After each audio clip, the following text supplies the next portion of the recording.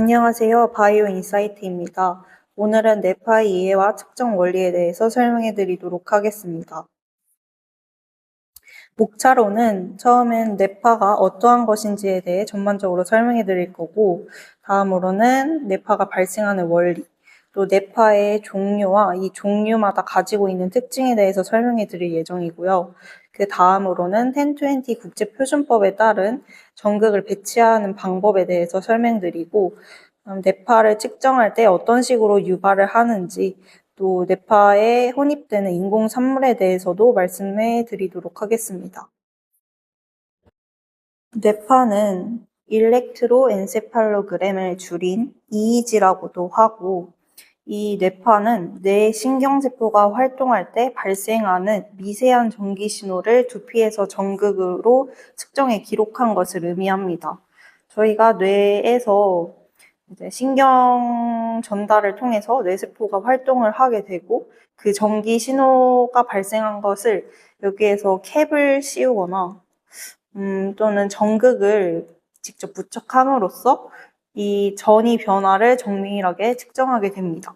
이 측정한 것을 모니터를 통해 저희가 어떠한 전극에 어떠한 파형이 나타났는지 알 수 있는 그러한 원리를 가지고 있고요. 그럼 왜 뇌파를 측정하느냐 하면 간질이나 발작이 일어났을 때 이러한 특정 파형이 있는데 이러한 파형을 확인하기 위해서도 활용을 하고 있고, 또 뇌 기능이 예를 들면 의식 저하나 혼수, 뇌병증 같은 기능 이상이 있을 때 이것을 평가하기 위해서도 사용을 하고 있습니다. 또한 수면에서 기면증이나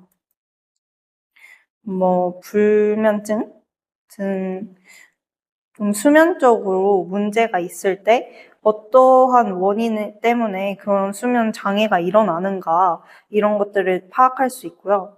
또 국소적인 뇌 손상이 있을 때 어떤 위치에 어떠한 손상이 있는지 뇌종양 뇌졸중 등을 탐지할 수 있고요. 또 중환자실이나 수술 중에서는 지속적으로 뇌파를 모니터링 할 때가 있는데, 이 CEEG, Continuous EEG라고 해서 지속적으로 뇌의 상태를 감시할 때 사용하기도 합니다. 또 치료 효과를 추적하기 위해서도 사용이 되는데요. 항경련제나 진정 치료를 받았을 때 어떠한 반응이 나타나는가, 치료가 제대로 되고 있는가를 확인할 때도 이 뇌파를 사용합니다. 뇌파가 발생하는 원리를 이해하기 위해서는 신경의 기본 구조와 정기적 활동을 이해할 필요가 있습니다. 여기서 보이는 이 그림은 신경의 기본 구조인데, 여기서 가지같이 보이는 부분을 신호를 받아들이는 부분인 수상돌기라고 하고요. 신호를 받아들인다는 것은 여기에 세포체가 똑같이 있고 수상돌기가 있을 때 축상, 말단, 여기서 보이는 수상돌기도 신호를 받아들여서 말단을 통해 그 다음 수상돌기의 신호를 전달하게 되고, 이 받아들이는 부분을 수상돌기라고 하는 것입니다. 그러면 여기서 보이는 핵과 신호를 통합하는 세포체, 그다음에 활동 전이가 시작되는 부위인 축삭 언덕, 또 신호를 멀리 전달하기 위한 이 부분을 축삭이라고 하는데, 이 네모난 것을 말이지, 이 부분을 랑비의 결절이라고 합니다. 이 마리집은 절연 상태이기 때문에 이렇게 점프, 랑비의 결절을 통해서 신호를 전달한다고 볼 수 있습니다. 그러면 축상 말단에 도달했을 때 이 말단에서 신경 전달 물질을 분비하면서 다음 뉴런에 신호를 다시 전달하게 되고, 이 다음 뉴런은 수상돌기를 통해서 다시 신호를 받아들이게 되겠죠. 그럼 뉴런이 아무 자극도 받지 않고 일반적인 상태일 때 전이를 휴지 전이라고 합니다. 이 휴지 전이 상태에서는 세포 내부는 음전하를 띠게 되고 세포 외부는 양전하를 띠게 됩니다. 이 이유는 나트륨 칼슘 펌프인데, 이 나트륨 칼슘 펌프가 밖으로는 나트륨 이온을 3개 내보내고 안으로는 칼륨 이온을 2개를 들여보냅니다. 이렇게 되면 상대적으로 얘는 3개고 얘는 2개다 보니 얘는 상대적으로 양전하를 띠고 안쪽은 음전하를 띠겠죠? 그리고 이렇게 내보냈으니 바깥은 나트륨 이온이 많을 거고 안쪽은 칼륨 이온이 많겠죠? 그러면 이 상태에서 휴지 전이는 마이너스 70mV를 의미합니다. 휴지 전이라고 하면 마이너스 70mV를 의미한다고 생각하면 될 것 같습니다. 그러면 일반 상태에서 자극을 받았을 때 저희는 탈분극이 일어났다고 말을 합니다. 이 탈분극이 일어나면 여기 나트륨 펌프가 열리게 되고 나트륨 이온이 안쪽으로 들어오게 됩니다. 그러면 상대적으로 얘가 양의 전이를 띠고 얘가 음전이를 띠겠죠.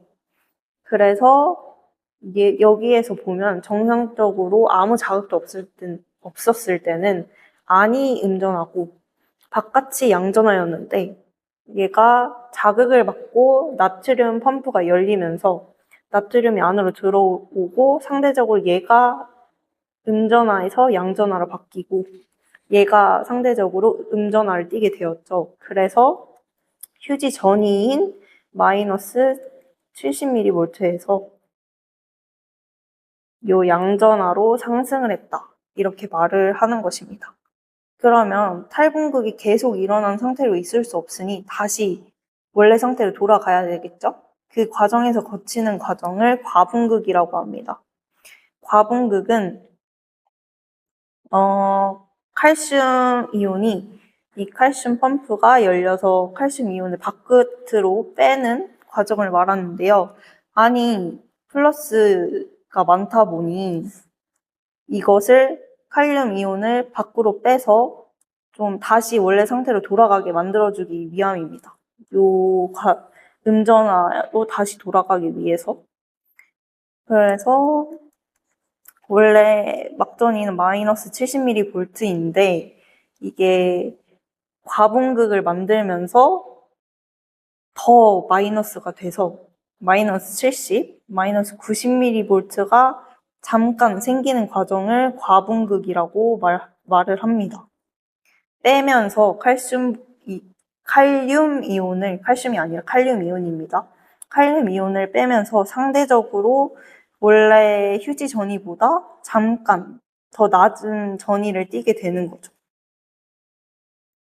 전반적인 과정을 이걸 다 통틀어서 활동 전이라고 하는데 아무런 자극이 없는 마이너스 70mV 상태를 휴지 전이 또 저희가 자극을 받아서 나트륨 이온이 유입이 돼서 막전이가 올라가는 과정을 탈분극이라고 하고 다시 원래 상태로 돌아가야 되겠죠? 돌아가기 위해서 칼륨 펌프가 열려서 칼륨 이온이 노출이 되는 과정을 재분극, 칼륨 이온을 잠깐 너무 많이 내보내서 잠깐 일시적으로 더 낮아지는 과분극을 거쳐서 다시 휴지 전이로 복귀를 하게 되는 전반적인 과정을 활동 전이라고 합니다.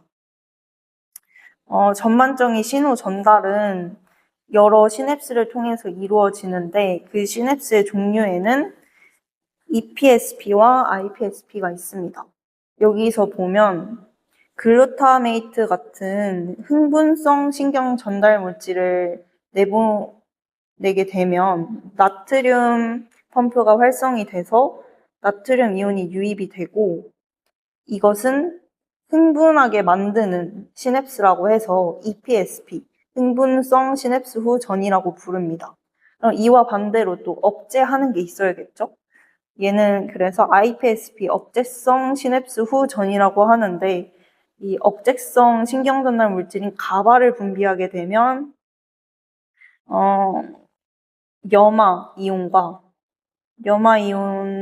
칼슘, 염화 이온이 안으로 들어오거나 칼륨 이온이 밖으로 나가서 뉴런 활성을 억제시키는 과정을 일으키는 뉴런들을 iPSP라고 합니다. 그래서 저희가 말하는 그런 활동 전이들은 얘네들의 상호작용을 통해서 이루어지고 있다고 보면 될 것 같습니다.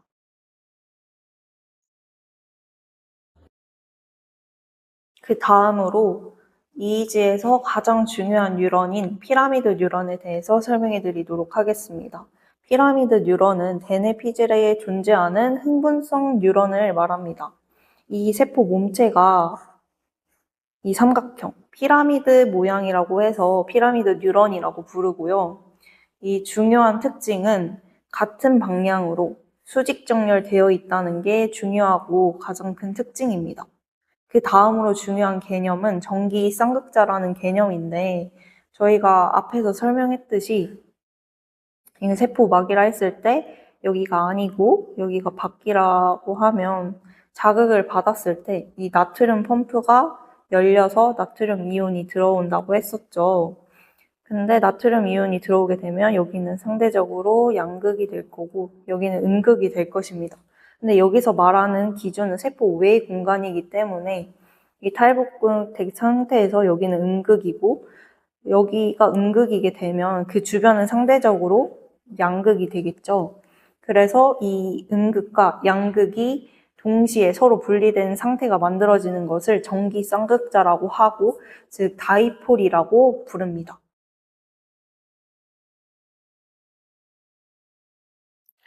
EEG는 이러한 다이폴이 어떠한 방향으로 형성되느냐에 따라 기록 정도가 달라지게 되는데요. 여기 왼쪽 그림처럼 다이폴이 두피 방향으로 수직하게 형성이 되면 전기장이 두피 쪽으로 전달되기 때문에 EEG 전극에서 잘 감지가 됩니다. 반면 오른쪽 그림처럼 다이폴이 두피와 평행한 방향으로 형성이 되면 전기의 흐름이 옆으로 퍼지기 때문에 전극에서 잘 기록이 되지 않습니다. 즉, EEG가 두피 방향으로 형성되는 전기 활동을 가장 잘 측정한다고 할 수 있습니다. 하지만 뉴런 하나에서 만들어지는 다이폴은 매우 작아서 두피에서 측정할 수 없습니다. 대신 앞에서 말씀드렸던 이 개념과 같이 같은 방향으로 수직되어 있는 피라미드 뉴런이기 때문에 수많은 피라미드 뉴런이 동시에 같은 방향으로 이제 활성이 되면서 각각의 다이폴이 서로 합해져서 큰 전기장이 형성이 돼가지고 두피로 전달되면서 EEG에서 기록이 가능한 신호가 만들어지게 되는 것입니다. 정리하면 EEG는 뉴런 하나의 활동을 기록하는 검사가 아니라 두피에서 세포의 전이, 즉 여러 피라미드 뉴런의 동기화된 다이폴 활동이 만들어내는 전기장을 측정하는 것입니다. 그리고 이 전기 활동을 우리가 뇌파 측정 기기를 통해 EEG 파형으로 보게 되는 것이죠. 이제 개념끼리 헷갈릴 수도 있을 것 같아요. EPSP랑 IPSP를 설명하다가 갑자기 피라미드 뉴런에 대해서 설명을 하고 전기 쌍극자가 어쩌다 저쩌다 이렇게 얘기를 하는데 그럼 도대체 이 전반적인 흐름이 관계가 무엇인가 헷갈릴 것 같아서 전반적으로 다시 한번 짚어드리도록 하겠습니다. 그러면 EPSP와 IPSP의 개념부터 다시 이어서 설명드리도록 하겠습니다. EPSP는 앞에서 말씀드렸다시피 흥분성 시냅스 전이를 의미하는데요. 자극을 통해서 세포막이 흥분을 하게 되면 나트륨 이온이 유입이 되게 되고 이 과정 자체는 탈분극의 발생을 유발합니다. IPSP의 경우에는 억제성 시냅스 전이로 억제하는 반응을 나타내는데 염화 이온이 안으로 들어오거나 칼륨 이온이 밖으로 나가는 과정을 통해서 세포 안쪽을 음극으로 만들어 과분극을 발생시킨다고 보면 될 것 같습니다. 그러면 이어서 똑같이 세포 안팎에서 나트륨 이온이 들어온다고 했으니 안쪽은 양극, 바깥쪽은 음극이 되겠죠. 하지만 여기서 말하는 것은 앞에서도 말씀드렸다시피 세포 외 공간이죠. 그래서 여기는 음극, 여기는 상대적으로 또 양극을 띠게 되는 거예요. 그럼 반대로 억제성 iPSP의 경우에는 칼슘 염화 이온이 들어오고 칼륨 이온이 밖으로 나가니까 여기는 상대적으로 음극, 안쪽은 음극이고 바깥쪽은 양극이 되겠죠.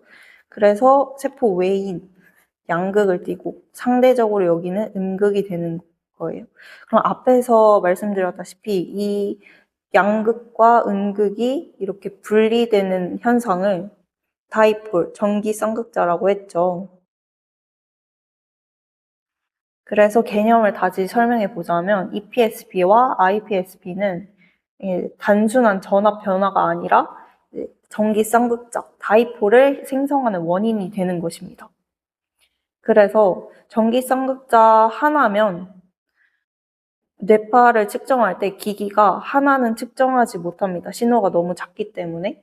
하지만 피라미드 뉴런, 데네피질 피라미드 뉴런은 같은 방향으로 정렬되어 있기 때문에 전기장끼리 이렇게 더해지게 되어서 EEG가 측정을 할 수 있는 큰 전기장으로 만들어주는 거죠. 그래서 다시 한번 정리를 해드리면 뉴런은 EPSP와 IPSP로 나뉘는데 이 탈분극과 과분극으로 인한 전기 쌍극자가 만들어지고 이 전극 쌍극자가 한 개일 경우에는 측정이 안 되는데 피라미드 뉴런의 형태를 띠고 있기 때문에 이러한 전기장들이 합해져서 저희가 측정할 수 있는 뇌파의 전기장을 형성할 수 있다. 다음으로는 뇌파의 종류와 특징에 대해서 설명해 드리도록 하겠습니다. 먼저 델타파인데요. 델타파는 가장 느린 파형, 서파라고도 부릅니다. 이 파형의 경우에는 저희가 깊은 잠을 잘 때 수면 상태에서 일반적으로 나오는 파형이라고 아시면 될 것 같습니다. 그 다음으로는 세타파입니다. 이 세타파는 아동의 경우에는 정상적으로 나타나고 성인의 경우에서는 졸음 상태, 얕은 수면에서 나타난다고 보시면 될 것 같습니다. 알파파의 경우에는 성인이 일반적으로 가장 잘 좋아하는 파형이라고 보는 건 너무 주관적일 것 같고 눈을 감고 편안히 깨어 있을 때 잘 보이는 파형이라고 생각하면 좋을 것 같습니다. 국가고시에서도 이 부분은 되게 잘 나오는 부분입니다. 베타파의 경우에는 가장 빠른 파형이고요. 저희가 긴장을 하거나 공부를 할 때 집중하고 있을 때 많이 나타나는 파형이라고 알고 계시면 될 것 같습니다. 감마파의 경우에는 중요하지 않기 때문에 넘어가도록 하겠습니다. 그러면 예시를 통해서 한 번 더 잘 알아보도록 할게요. 여기에서 보셨다시피 이걸 잘 기억해야 될 것 같아요. 델타파의 경우에는 가장 느리고 그 다음 세타, 그 다음 알파, 베타파가 가장 빠르다. 이거에 집중을 해서 이 그림을 봐주시면 될 것 같습니다. 여기서 가장 느리게 보이는 파형은 무엇인가요? 이거죠. 여기에 보시면 다른 파형에 비해서 이 한 덩어리가 크죠. 그러면 가장 느리다고 볼 수 있습니다. 여기서 가장 느린 파형은 뭐였죠? 그죠? 델타파였죠? 그러면 이건 델타파. 그 다음으로 빠른 건 뭐라고 볼 수 있을까요? 이 두 개가 좀 헷갈릴 수 있을 것 같아요. 그러면 위치를 선정해서 좀 보도록 하겠습니다. 이쪽을 본다고 하고 이쪽은 알파파가 가장 잘 나타난 부위가 이쪽으로 한번 봐볼게요. 뭐가 더 빠르게 느껴지나요? 이쪽이랑 이쪽 중. 이쪽이죠. 그래서 얘는 알파파일 것 같고 얘는 세타파일 것 같습니다. 그러면 요거의 경우에는 가장 빠른 파형이죠. 가장 빠른 파형은 뭐라고 했죠? 베타파죠. 그러면 이 사진은 베타파일 것 같아요. 근데 이 사진에서는 좀 쉽게 공부를 하기 위해서 이렇게 한 거지 실제 사람의 파형을 측정했을 때는 이렇게 정확히 나오지 않고 이러한 네 가지가 다 혼입된 상태로 보이기 때문에 분석하기가 막 어려워서 좀 많은 공부가 필요할 것 같습니다. 다음으로는 1020 국제표준법에 의한 전극 배치도를 한번 살펴보도록 하겠습니다. 먼저 이 부분 먼저 보고 갈게요. 네이전이라고 하는 부분은 콧부리점입니다. 그리고 이니어는 뒤통수점입니다. 그러면 옆으로 넘어가서 수평 배치도부터 보도록 하겠습니다. 앞에서 여기가 콧부리 점, 여기가 뒤통수점입니다. 이거는 레프트 프레어리큘러 포인트라고 하고 좌측 귓볼 부분을 말하고요. 이쪽은 우측 귓볼 부분이라 해서 라이트 프리어리큘러 포인트라고 말합니다. 여기서 이렇게 전극이 배치되어 있는데 여기 콧부리 전부터 해서 여기 뒤통수 점까지 자로 쭉 잽니다. 그래서 이쪽부터 10%, 여기 20%, 20%, 20%, 20%, 10%인데 이 부분을 FPZ라고도 하거든요. FPZ. 이 FPZ 위치에는 보통 접지 전극을 많이 부착을 하고요. 이쪽 같은 경우에는 OZ라고 하는데 표준에는 없는데 임상에서는 사용이 가능해요. 그래서 저희가 예시를 들어서 콧부리 전부터 뒤통수 전까지 환자의 이제 두피, 머리 둘레를 줄자로 쟀는데 그게 30cm였어요. 그러면 30cm의 10%는 얼마죠? 3cm죠. 그러면 콧부리 전부터 3cm의 위치에 FPZ를 부착합니다. 그리고 FPZ에서 20%는 얼마죠? 6cm죠. 6cm 위치에 FZ를 부착하고 또 여기 위에 20%또 6cm 붙이고 그 이후로 똑같이 6cm, 6cm, 여기 3cm 해서 전극을 부착하는 그러한 방식입니다.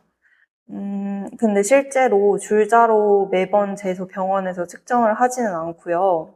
직접 이렇게 전극을 부착할 경우에는 숙련된 선생님들께서 이제 환자의 머리 둘레나 뭐 모양에 따라서 줄자 사용 없이 손에 익은 대로 붙이는 걸로 알고 있습니다.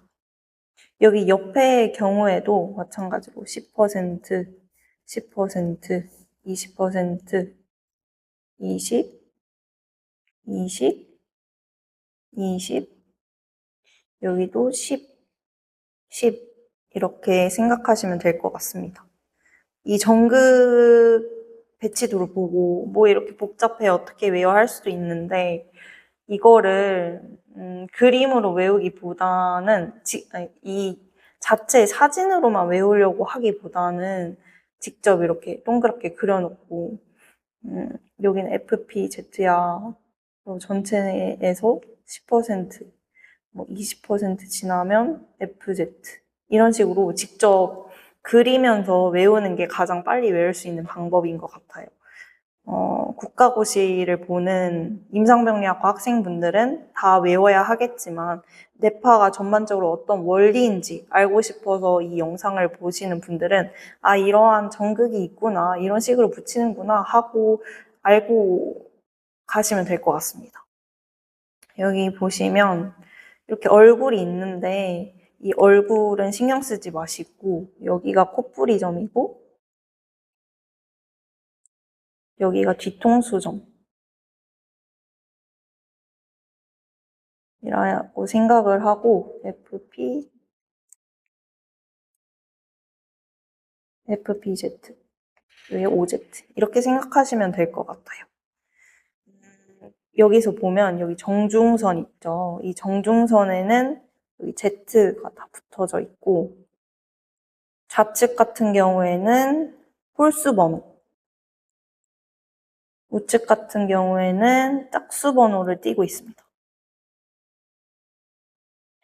이 앞쪽에 FP1, FP2는 전전두 옆쪽이라고 해서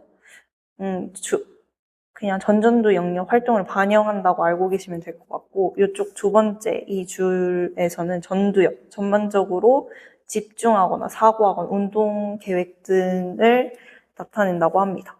이 세 번째 줄은 측두엽이랑 중심엽을 나타내는데 청각, 감각 운동 영역을 나타냅니다. 이쪽 귀 옆이니까 당연히 청각 영역을 나타내겠죠.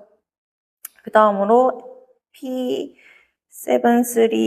Z4A 같은 경우에는 두정역인데 감각을 통합하고 공간 인지하는 역할을 한다고 합니다. O1, O2의 경우에는 중요한데 후두엽 쪽이고 시각 처리를 담당하고 있습니다.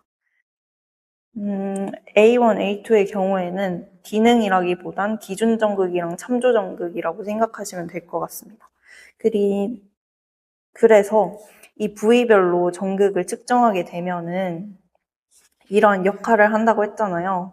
그래서 어느 부위에 파형이 좀 이상하다 이러면은 어떠한 원인 때문에 뭐 집중력에 문제가 생겼는지 이런 걸 좀 예상할 수 있게 하는 그러한 원리입니다.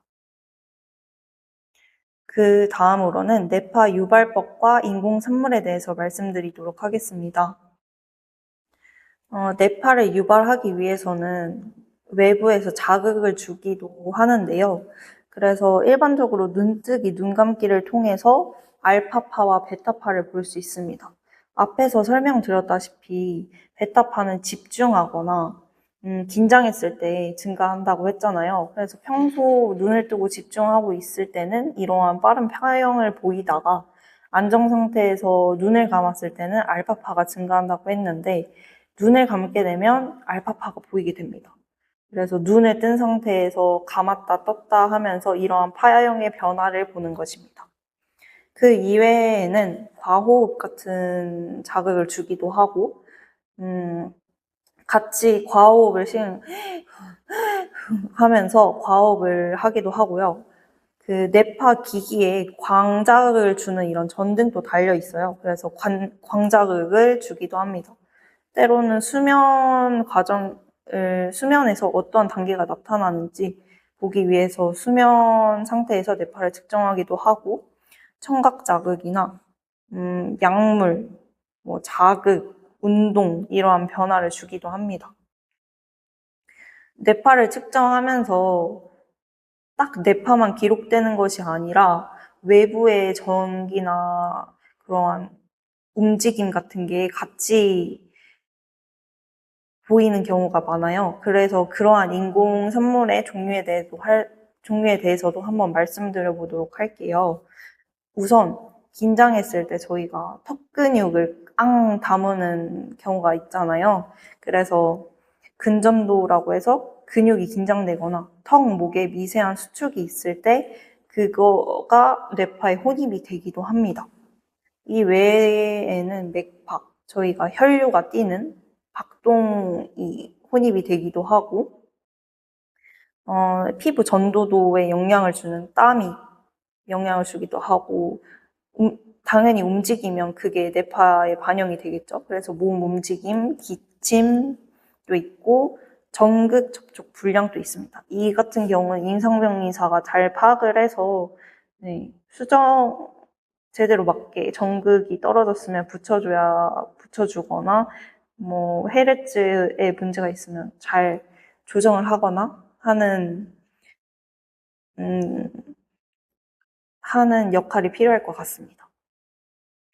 또 심전도도 혼입이 되기도 하고 눈을 움직이면서 눈 감아도 파르르 떨리기도 하고 눈 감은 상태에서 눈동자를 움직이는 경우가 있는데 그런 움직임도 같이 기록이 되기도 하고 숨 쉬는 거, 또 금속 이 방해도 하기도 하고, 여기 근육과 똑같이 씹기, 턱 근육, 이거랑 관련되겠죠?